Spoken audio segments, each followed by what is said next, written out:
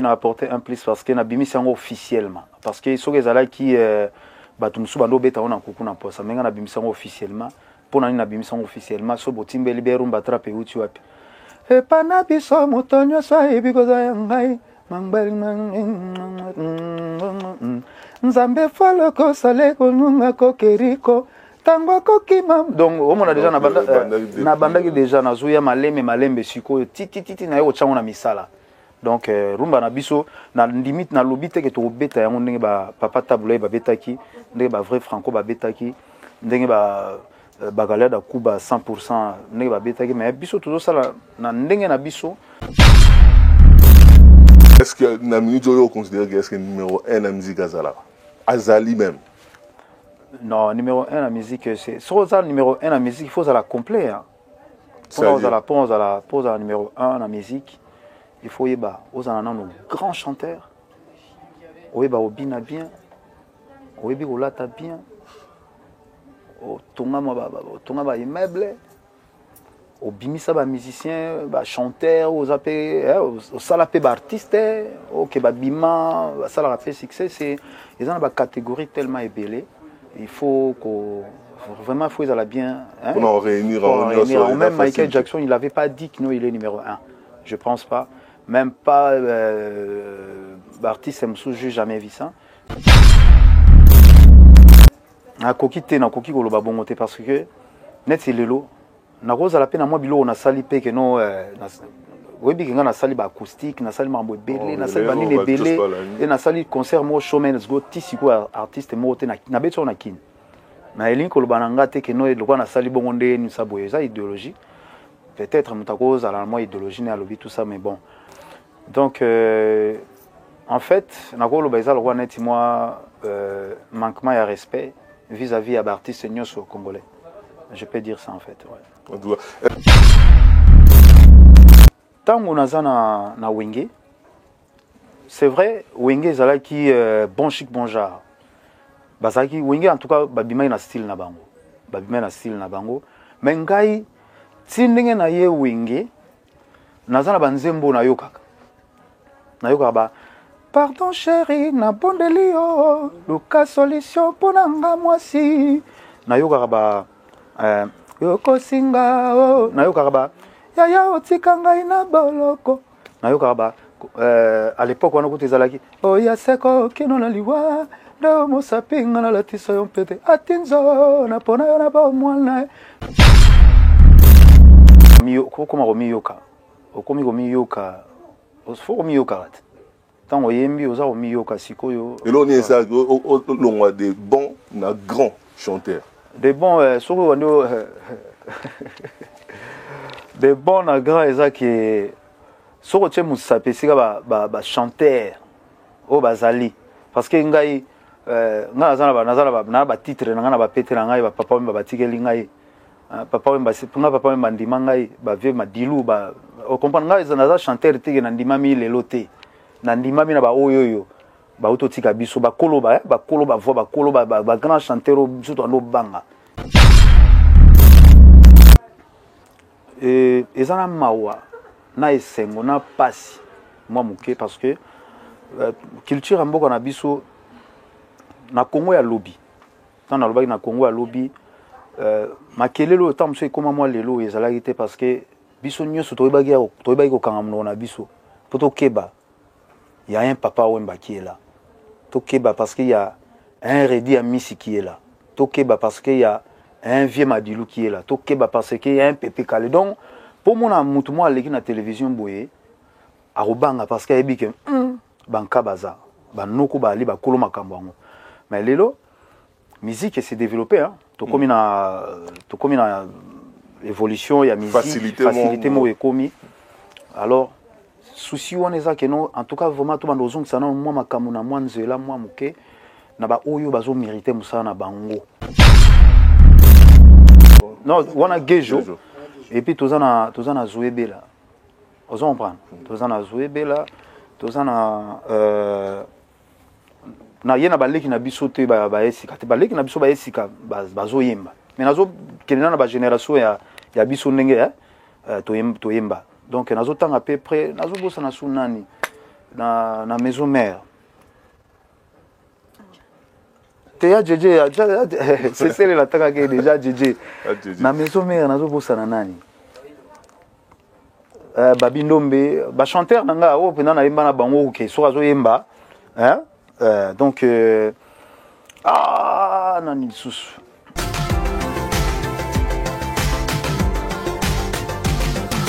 Nakoki te nakoki koloba bongo te parce que net c'est lelo. Na roza la peine à moi bilo na sali pe que no oui, bien qu'on a sali ba acoustique, na sali mambo belé, na sali banini belé, et na sali concert mo showman go tisi ko artiste mo te na beto na kin. Na elin ko bananga te que no e lokwa na sali bongo nde ni saboye ça idéologie. Peut-être mutako za la moi idéologie na lobi tout ça mais bon. Donc en fait, na ko lo baisa lokwa net moi manquement de respect vis-à-vis à artiste nyoso congolais. Je peux dire ça en fait, ouais. Est-ce que Namini Joyo considère que c'est numéro 1 la musique Azala? Azali même? Non, numéro 1 la musique, c'est. Sur ça, numéro 1 la musique, il faut la complet. Hein. Pour la numéro 1 la musique, il faut y avoir nos grands chanteurs. Il faut Obina bien. Il faut Olata bien. Tonga immeuble. Au bimisa ba musicien ba chanteur aux appé au salapé ba artiste au ke ba bima ba sala rapé succès c'est ils ont ba catégorie tellement ébélée il faut vraiment faut ils la bien hein, pour en réunir en même Michael Jackson il avait pas dit que non il est numéro 1 je pense pas même pas artiste je n'ai jamais vu ça c'est par rapport à ton travail soit juger bon que non yo comme numéro 1 ou soit au comme numéro 3 ou soit au comme motosuka c'est à toi de juger. Donc en globalité, je pense que c'est ça. Ouais. Yango souvent, entre dans ce bâtiment 3 premiers ou 5 premiers, on le souvent utilisateur mais non numéro 1. Donc parce que il faut considérer que quelque part, il y a un bilan européen, il faut que toujours Koluka.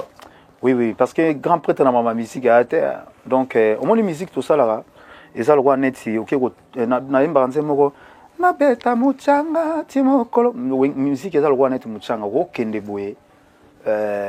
Ok tamisé aujourd'hui libanga moko libanga on est nzembo oko vanda boye o sali nzembo moko boye o comprendre te mo kilime monde entier babeti on a nzembo moko monde entier babeti on bala moko o comprendre donc musique est bizarre boko vanda boye boko yo ke loko moko boye eloko ape me uti météo yé donc chanteur mo bo vandi bo chanteur mo abimina lumbashi kuna zo éclater mabe maza congolais bo vandi boye tout ça là na frère na biso moombi asala a éclaté à côté moroboy mais congolais donc musique ça na ba horizon belé il faut se réjouir là autant ton travail est bien réjouis-toi c'est important donc ça s'arrête là au se contenta na bonne musique au salara est-ce que au pense avec au lukatan susu ba bloko zo entourant pour na tam susu lobby pe ba lo bagende ba susu ba numéro 1 de notre loba est-ce que yo se contenta juste na qui meilleur chanteur non c'est comme ça non évolution il y a musique na biso pour to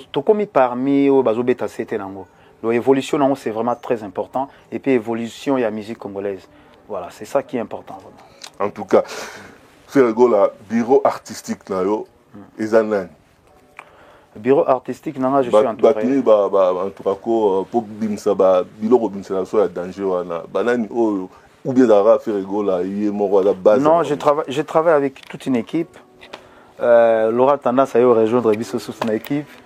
Donc la communication. La communication, tout ça. Donc tout ça, vraiment, on va tout travailler en Bango, mais bon, vraiment privé. Entre-temps, Picasso, côté artistique, il y a s'occuper. Na Kinshasa, tout ça, directeur artistique. Il y a Bisso, Freddy Marcaouz, équipe Nemo Bimba. Tout ça, vraiment, équipe Ezamonini. Est-ce que Marc Aouz est vraiment grand musicien? C'est un vrai guitariste. Hein. Pour pas donner ma côte à doute. Hein? Non. Non. Marc Aouz. Donc il y a un bête en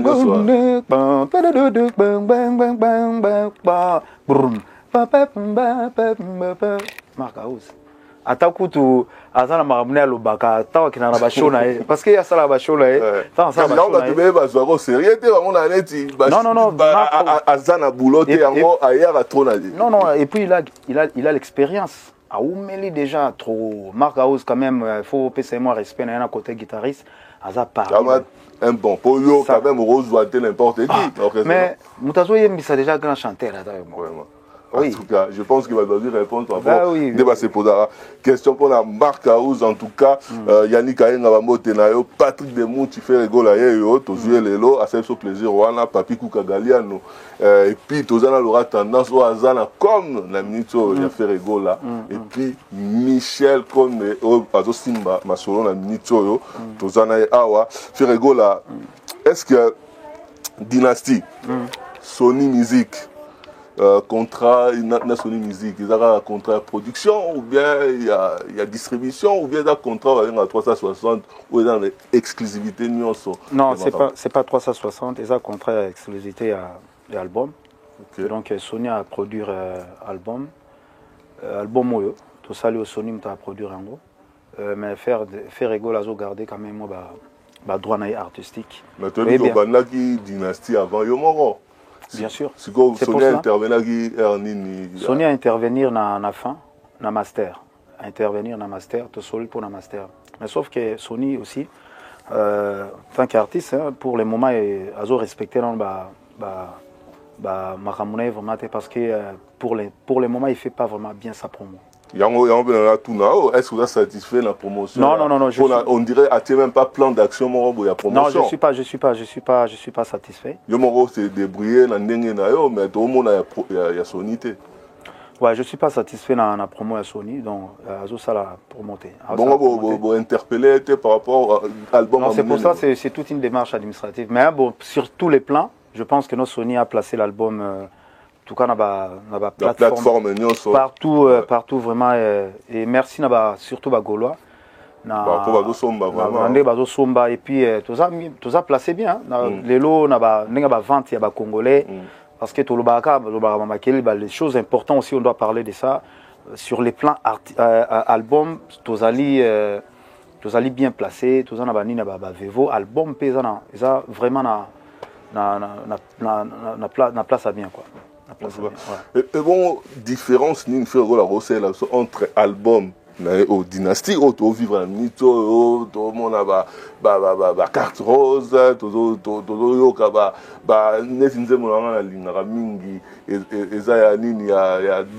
marathon Nicolo. Ah, marathon. L'autre a dosini. Et puis, dans un moment où il avait un meilleur coup, toi, Alita, je crois. Amour et sa poison, en même temps, antidote. Sous la chanson. Ouais. C'est quoi la différence d'une hausse la bisona l'album précédent et la différence d'une Kati. Pour pas tout le expliquer bien. Différence en fait, Ezali, Obi biso, musique na biso, attaque na zoé manze moko. Na zoé mbame, soki déjà album na biso, ma bangue ezate album, album rumba. Déjà un biso ba congolais to lingaka même ngala lingaka libanga. Donc na vandi boye na yoki moi libanga nanga. Donc ça dit tout ça l'album vraiment oyo que no album il y a communauté. Il y a communauté et album oyoyo 100% quand on dit 100% rumba na kati. Et que no ba style ya rumba mais ngai na retrapper yanga. Na retrapper yanga na ebite baninga so ba retrapper pe ya bango mais ngabo oyoka moi style moi différent parce que yanga yo za la trapper moi muke. Est-ce que ça te réponse na bato na ba faire go la rumba na kitoko mais eza modernité au pesi ba na dynastie eza réponse. Non, eza modernité so ba loba yango bazonga sa moi makanisi sima ba yoka mangberi mazazu. Mangberi mazazu so ba loba bazonga ata moi sima. So ba reculer moi ba ozala ba sauter moi mieux. Donc je pense que c'est ça. Mais le Moutouno, ça s'est plié la dynastie.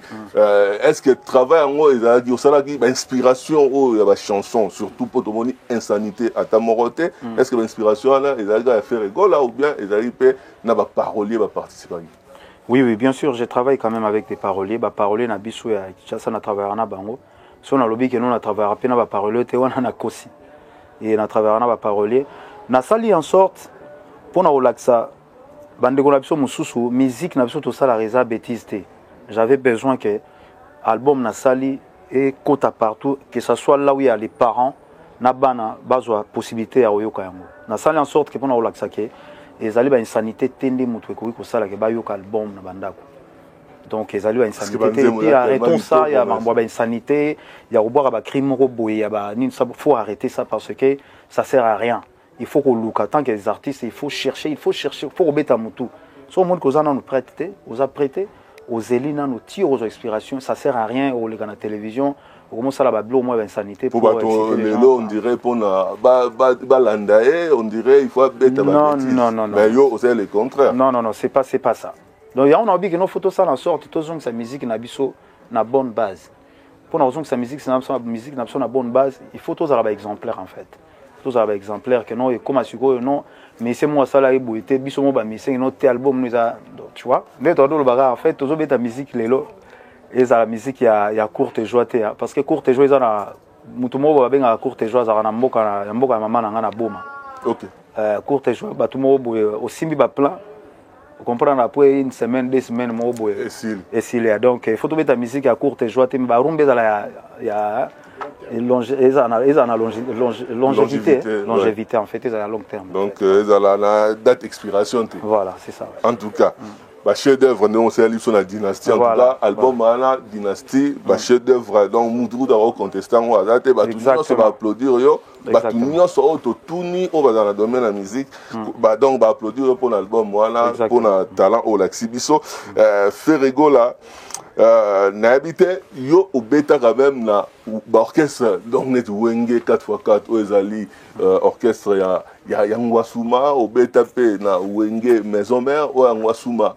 Ferrego là, on dirait, voilà, c'est le rumba danger, mais on dirait, côté animation, depuis bêta boîte noire, na 4 minutes, on dirait Ferrego là, au binisa soute bino va faire aucun attention animation. Pourquoi vous binisati na ndenge ya générique? Oui, voilà, au bêtis c'était bien mais tout ça là ba musicien danseur ba lipe mais ba chanteur nga na bisa ba musicien na ba animateur. Nga côté na ngai na sali nga na sali bino pe côté na bino bo sala en sorte. Malgré tout tchara moi mayele mais côté on a mis na reproche mais na zo talent depuis na zala quitté moi 2 mois moi na zali moi libanda. Des moments là à côté mais nazo tala mama na tala ba Blaise créateur nazo tala tout pédé amboka nazo mona vraiment donc na absence na ngai sali bango vraiment ba bosser ndeno biga que la apparition na liboso to mona moi ndenge ba répéter voilà sikoyo système na epsi na tikela bango peut-être ba gola ba comprendre penate biso poto bimise loko ya malamu esenga biso to sala na sèche donc ndenge to sala na sèche on a peut-être les gens ils comprennent pas pourquoi ba sala na sèche oui pour nous avoir résultat bien to sala na sèche pour na to ya na instrument donc to répéter en ligne vraiment na sèche surtout comme moi je suis pas là et puis voilà donc bazo répéter na sèche pour na coller vraiment coller donc côté wana ba animateur ba osala musala na bango nde ba robwaka ba danser ba binaka bien. Voilà. Voilà. Donc je pense que mais intro fait au salé et ça tellement bien. Nous avons un penza, nous avons un bon. Le roi biso mais ça n'a pas ouais. Bah changer qui un peu ni cadence oui, tout ça moi tempo et ça là moi likolo. Des aïe moi likolo to kitip na tempo. Donc on fait à mesure toujours zo penza tant toujours kitsa moi tempo tito vanda. Toujours tant to vanda moi muke. En tout cas, et ça, les titres de mon intervention à la Titanic, Titanic est un peu dans la douceur morale. Voilà, mais un concert et Vandara au Saranate, vraiment, bien quoi. En tout cas, Ferrego là, c'est vrai que aux papa, aux Tamsunaba, nous reponate. Est-ce que Ferrego là, ce qui album non sur ça là, et puis Banze non sur ça là, meilleur album nous amis et puis meilleure chanson là. Aïe, ça c'est difficile. Hein. Mais pour Nayo, hein. C'est vrai que. En tout cas, l'album tout est bien. Mais nazana ba chanson mususu ezalaka ça dépend du problème na kokutana. On ngape na wana siku na ngape na komi goloa. Pona koma goloa. Na kokutana mo problème mo boye senga na cha mwanze mo boye. Neti na nzemo na lingaka.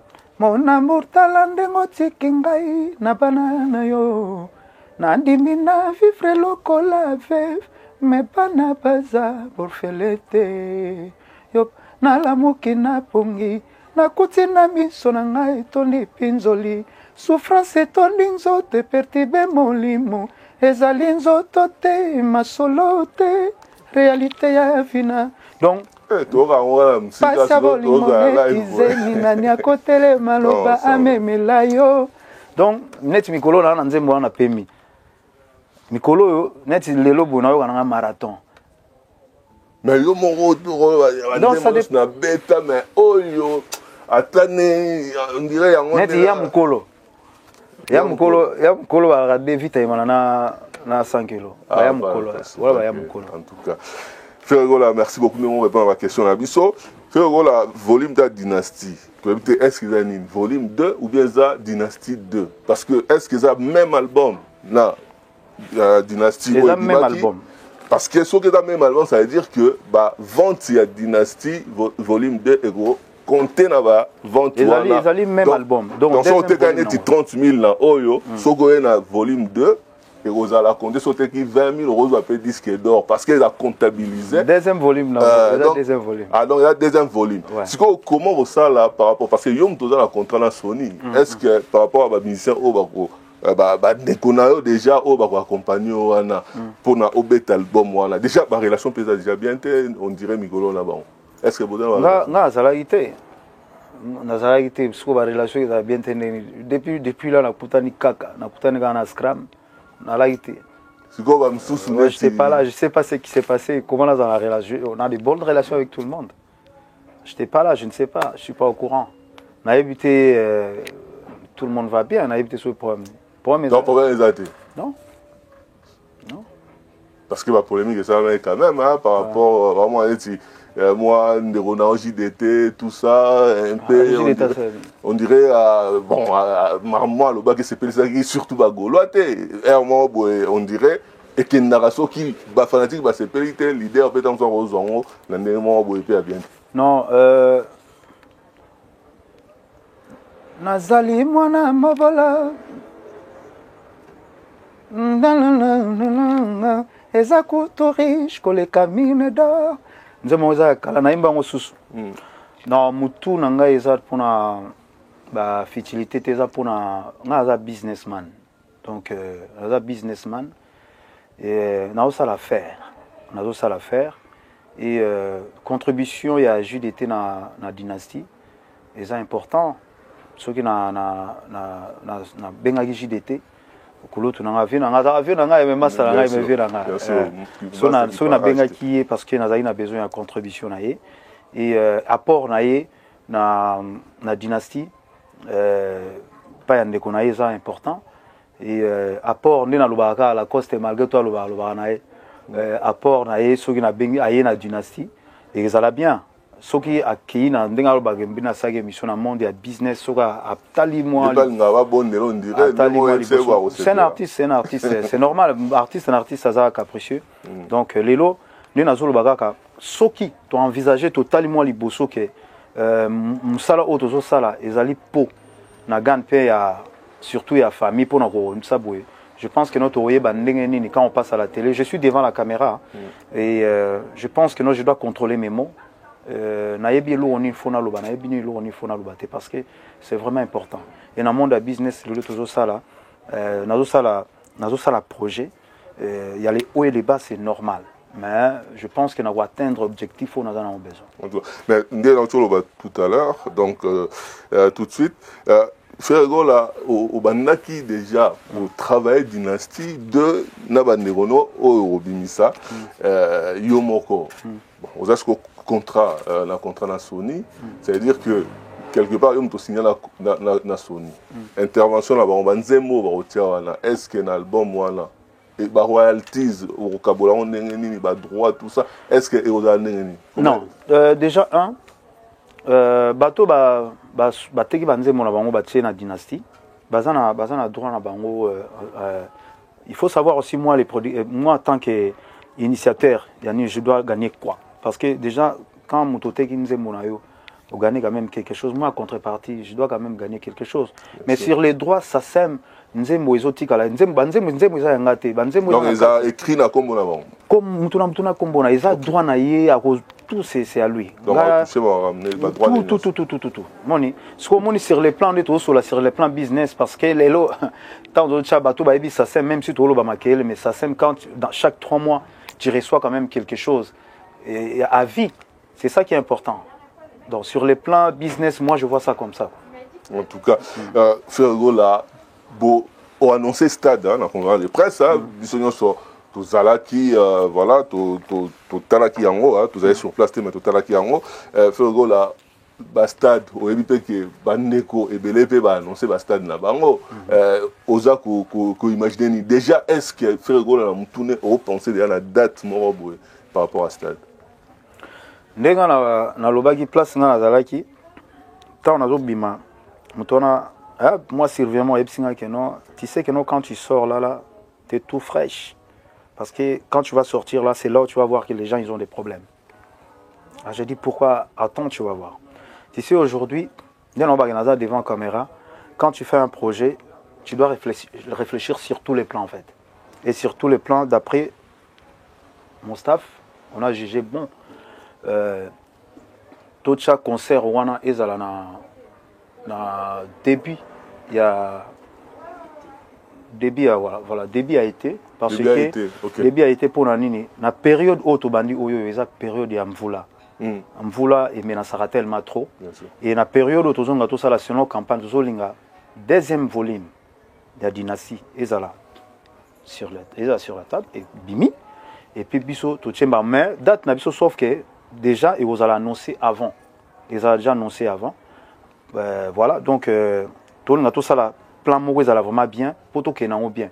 Mais entre-temps, je suis en train de voir ce qui, décembre, Nagoya, Obete, là, Gaulois. Kinshasa, Obete, là, concert, il y a sorti. Il y a sorti à Dynastie 1. Donc, projet, n'a pas tout ça, à peu près, en Gouana. Donc, maintenant, Lubaki, je touche du bois que il faut na bétango. Voilà. Donc mais avec mon programme parce que le roi tout est moi fraîche, n'a raisonné moi bien. Voilà, donc ça m'a monté donc tout est raisonné penza bien. Est-ce que faire là soutenir ba tout ça au béton? Bien sûr à 100%. Donc musique eza églisité, eza unité mais voilà, il faut nous sincère en fait. Donc Congo est pour faire égola et moroté. Congo est pour na batutu donc tout bazo beta bonne chance na bango. Mais moi à partir aujourd'hui bagola faut ba biso tout ça déjà dans mois d'été et puis ba déjà na date et puis tout ça on malé mais parce que on a besoin concert wana bana poto bazala.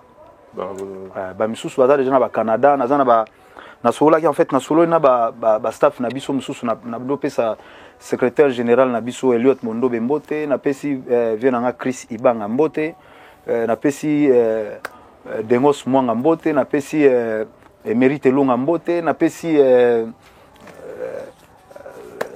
basebele na pesi Joli Kusala na pesi donc na pesi donc batu na biso mso ya wenge donc vraiment on a besoin batu wana nyonso baroya Congo baroya pona to beta nini wana epina bande comme sous bazana isasa na zone ngato sala lelo moko ezala elengi na omona so vandi boye tika na chana concert on a fait la betaki j'ai besoin de ça ezala concert moko ezala chef d'œuvre etika la chef d'œuvre etika la en tout cas, merci beaucoup. Nous allons répondre à la question de Sotozoko Kenemuke. Nous avons Philomiane Guilobak Silencieux et puis Sandrine Seamoto qui est Lumière, autrement dit. Donc, et puis Judith Kitoko, Sylvia Kous et puis Guy Kousakana. Bambotena Bino, place Bozali. Ferregola, regret dans la vie des animes. C'est vrai, tout le monde a la liberté, faire la MBA, donc voilà, ça fait quoi, mais puis là, encore regret dans les arani. Regret dans les arani. Et là, on vend la robe, et là, on a ça là, ce qui m'a fait bander là, dans le salon. Regret dans les regret dans les ali, j'étais naïf. Kala ndenge zalaka ta mususu baotina bino na télévision finga mutote loba boye y a des fois, tant là, ça lobby. Hein. Ça, vraiment, je me demande encore 1000 pardons. Surtout à Wingé, nous avons offensé à l'époque, tant que la guerre de ça. Au sein de Soussou Yango. Et regret nanga. Et regret nanga, Soussou Nenge, tout ça qui. Guerre, échange des paroles, pour les moi reçois tout ça, na kulutu nangai l'omide. Moi bah regret angola parce que voilà. Moi bah regret angola mais ma musique tant esenga guerre, les a regret. Mais tant esenga guerre fallait venir soda bimare pour qui habita. Mais ils ont regret. Mais sur la vie musicale, c'est pas ma nature en fait, c'est voilà. Donc je sors la tête haute tant qu'un homme quoi, voilà. En tout cas, Fergo, là, est-ce que vous avez une anecdote, par exemple, au travail à la Kofi, au travail à JB, au travail à Wera, est-ce que vous avez une anecdote, non, na télé, est-ce que là, vous souvenir, oh, tant que vous na bango misatouana, ata anecdote, nakobeta lisolo ya qu'on travaille na bisonné, tout travaille na maison mère. En tout cas, vraiment, on travaille en équipe. Hein. On travaille vraiment en équipe. Nalanda qui collègue na moka lobi na bi que non voix témoin. Yem ta sala bosani. Quand on passe à la télé, il faut tout à la sincère, très sincère même na ocha kulutu nanga témoin Maïka Munan na pesi mbote. Yem a réalisé l'album Nabso Bosso et album Yami Balé. Et album Yami Balé et Bosso tout ça là, vraiment on a travaillé sur les plans de travail. Koulo Tunangai c'est un grand bosseur. Sur les plans de travail vraiment, sur les plans de travail vraiment il était là, vraiment un souci soit on a besoin d'obtenir quelque chose, résultat moroboué, vraiment photo tozwango. C'était vraiment objectif. Naïe et à Kouloutou ou mais la trotté mais bon ce travail quand même naïe, vous allez là au moins souvenir anecdote na jibem pia là. Non, souvenir ça que non boya za président no mona la trotté. Président attends même na rêve na concert mais là au moins et marqué par rapport. Non, souvent il y a za président, souvent vraiment sur les plans stratégiquement ils qui bon sur les plans stratégiquement ndenge ya moi bon ça la Corée tout ça ni boya sur les plans de travail vraiment toujours eu temps à retravailler.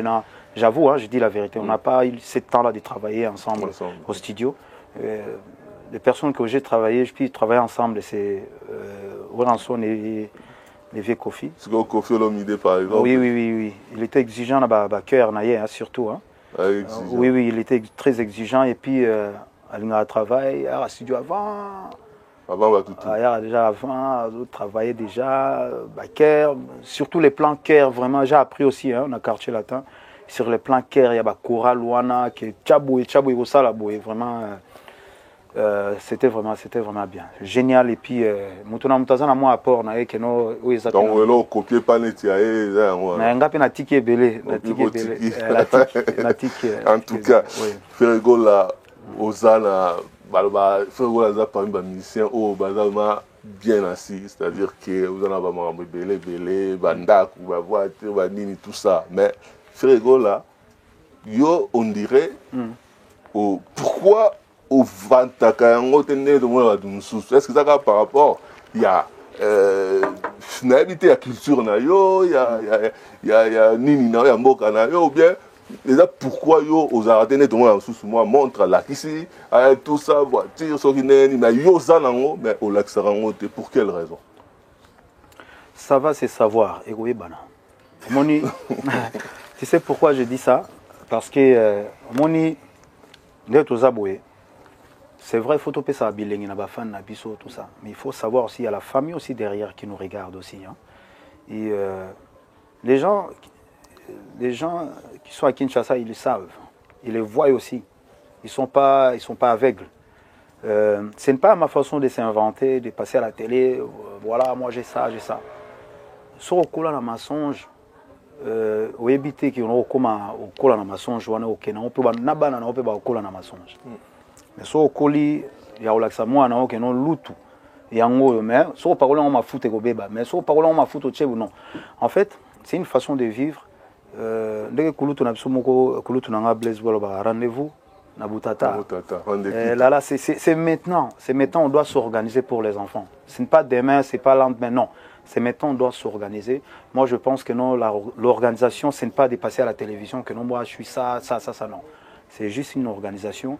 Et j'aime bien l'attitude de mon vieux, mon papa, Jossar Nyokalong.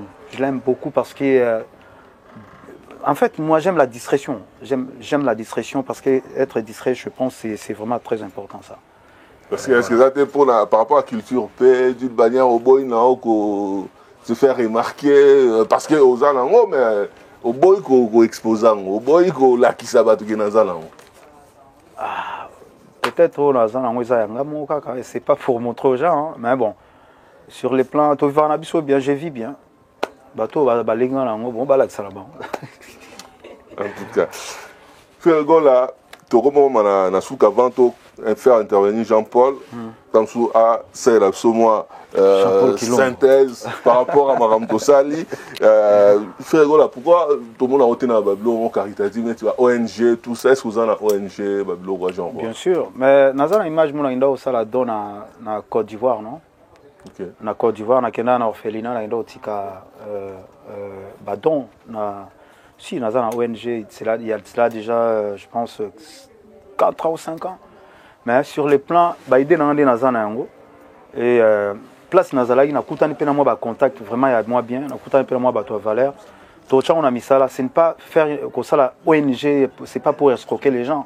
Ouais, au cause ça te que non comme on a génération ba nini moko boyo sali ONG qui non pas de douane arabilo on a yo pas de douane araba. On lia à l'insima là. Non, fait pas, moi je fais pas ça pour ça. Moi ONG s'occuper nazo lancer kuto et SOS SOS na bateau ba moni que non ba ko aider na za vraiment ba projet tu sais nde to za na Kinshasa to za na ba homme de vierre ezate hein moni ba koko lelo ba o ba bokoli biso ba parents o to bokoli bana o lobi to koma bandoki po komi na suki ya pembe ya komi ndoki bazali belé na Kinshasa tu vois ba parents wana o ba nyokwami ba bokoli yo mwana koli lelo obengi papa na ndoki. Il y a des parents qui abandonnés. C'était à Bana, mais il y a des parents aussi qui ont abandonné. Et ça, moi, il y a des mots qui ont homme de vieillard, ou ça, quelque chose, moi, si se reposer, parents, ou attendre sous la abandonné, délaissé, famille, sous ce bimsa boué, à Salim, au Bokoliban, au Sali, tout.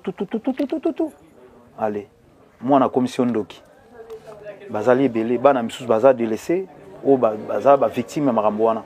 Donc c'est des genres de choses comme ça, tout c'est focalisé car na mon côté so moni muninga sali moi moko yope luka OK na côté musuko sala ka te luka muninga sali orphelina yope ou luko sala orphelina c'est ça to combler vide en fait. En tout cas, soyez ferrego là jamais à rego limbiselo moro ezanini. Et là ni ferrego là à jamais ngai et loro soki tant sous basalinga ou bien mutasalinga jamais na olimisa et dans eloni ba o baza vrai tenanga nga muto aza vrai tenanga na ebosa semblant na ebosa la vrai semblant mais na olimbisa te mo o aza vrai tenanga na ebi et puis obi muto aza vrai tenanga yo e mona na nelungi donc na boye je suis conscient, je suis tellement conscient vie eza moko eza mi balé misa tout te do ba o baza vrai tenanga et c'est-à-dire na olimbisa ba jamais. En tout cas, ouais. Merci beaucoup, Ferrego là, Yamba, Jean-Paul Kilombo a évalué un peu. En tout cas, Chanceline Kilombo, tout banana déjà. Ouais. Anisette, hein? Anisette Manoka. En tout cas, ouais. Donc. Merci beaucoup, Jean-Paul Kilombo. Avant tout, na lettre A. Il y a eu mon tendance, donc place à ça, tendance, Laura. Donc, Chanceline Kilombo, Anisette Manoka, Femme Nord, Philo Mianza, Lisette Course, Judith Kitoko, Tony Azevedo. Nous appelons la belle bride et puis Nelly Tambo, Bambote Nabino, et puis Yadadan Wabana, les patriarches Yadadan Wabana, Yadadan Wabana, Wazanabiso, et Bambote Abatunos, Emmanuel Kalonji, Nabo Sanité, Joli Kouete. En tout cas, peut-être dans le groupe National Réflexion, totalement. Jean-Paul, bonjour. Bonjour Alain Kous, bonjour. Jean-Paul Kilombo, bonjour, bonjour. C'est fait le moment à Naboué, vraiment. C'est vraiment très content. Merci beaucoup, Nayo. En tout cas, Jean-Paul, autour de l'intervention Ferrigo là, depuis tout à l'heure, au sein de l'évaluation Nini par rapport à Nenge Ferrigo là, à répondre à la question là-dessus. Oui, merci Alain Kous-Koussakana. Je pense que au ça, le lot public congolais opportunité, il y a eu Ferrigo là en vrai. Parce que l'actu du net a été toujours aux côtés, il y a bon, il y a grand. Personnellement, moi j'ai connu Ferrigo là, dans Rumba des jeunes et va couser dans l'océan. On s'est raté pété. Président, on a bien raté président. Voilà, donc moi, dans le temps où je n'ai pas de na yoko koyemba wana. Et qu'on reconnaître grand, bah comme à Kayamoka na musala, mais yo ndiro botamagi déjà chanteur parce que moi j'ai des souvenirs. Tant parcours na yo e bandi Ferrigo là, ezaki na ba effort et belité. Ezaki na musala. Mais par contre, moi je pense que de Alain Kous-Koussakana, un grand comme Ferrigo là, Alinga qui a passé à côté na ba bandeli na ye par rapport à la connaissance de la grandeur na yo. Moi ni ce comme yebi. Ce qu'on yebi o yoza, on s'est placé si ko yoza. Donc Ferrigo là, nous l'avons toujours dit dans l'actu du net que à la lumière et la génération na ye.